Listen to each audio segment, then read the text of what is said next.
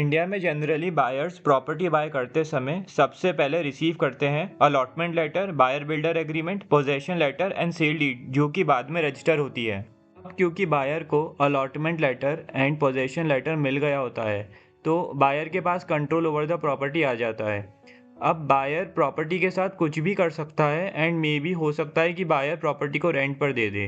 यहाँ पर general public buyer का क्वेश्चन होता है कि रजिस्ट्री अभी तक हुई नहीं है, तो क्या रेंट मेरे नाम टैक्सेबल होगा?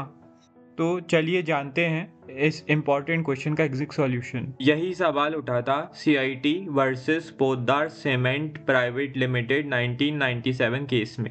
यह फैसला section 22 of income tax act 1961 में ओनर शब्द की डेफिनेशन को हमेशा के लिए बदल देता है। मानो एक कंपनी है पोद्दार सीमेंट प्राइवेट लिमिटेड। उन्होंने कुछ फ्लैट्स खरीदे और डील कुछ ऐसी थी। कंपनी ने पूरा पैसा फुल कंसिडरेशन दे दिया और फ्लैट्स का कब्जा ले लिया। उन्होंने फ्लैट्स को रेंट पर चढ़ा दिया और रेंटल इनकम भी उन्हें मिलने लगी। लेकिन एक ट्विस्ट था, फ्लैट्स की रजिस्टर्ड सेल डीड अभी तक बनी नहीं थी, पेपर वर्क भी पेंडिंग था और इसीलिए सारे रिकॉर्ड्स में अभी भी पुराना ओनर लीगल ओनर था। फिर भी उन्होंने रेंटल इनकम को income from house property section 22 में दिखाया।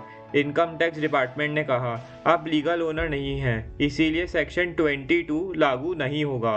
यह आय इनकम फ्रॉम अदर सोर्सेज मानी जाएगी। यहीं से विवाद शुरू हुआ।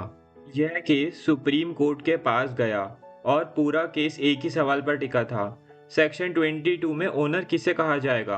क्या सिर्फ वही व्यक्ति जिसके नाम पर रजिस्टर्ड टाइटल हो, या वह व्यक्ति जो कब्जे में पूरा पैसा दे चुका है और किराया ले रहा है?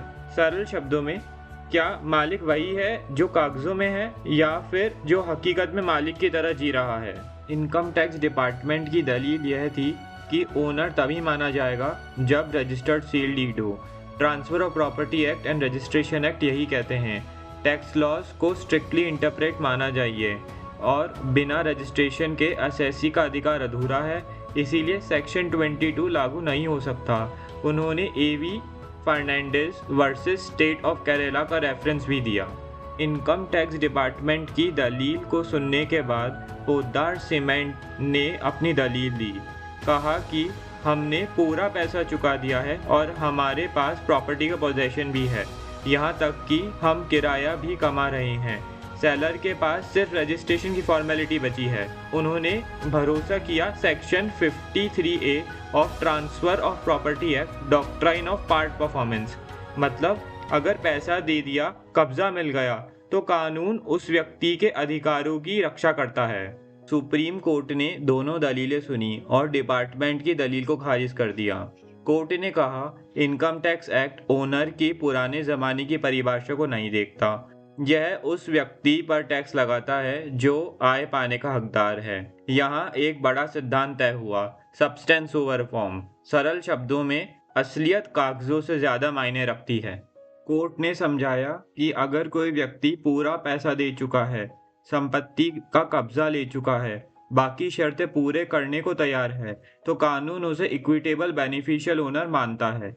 इसीलिए पोद्दार सीमेंट भले ही लीगल ओनर ना हो, लेकिन टैक्स लॉ के लिए ओनर ज़रूर है।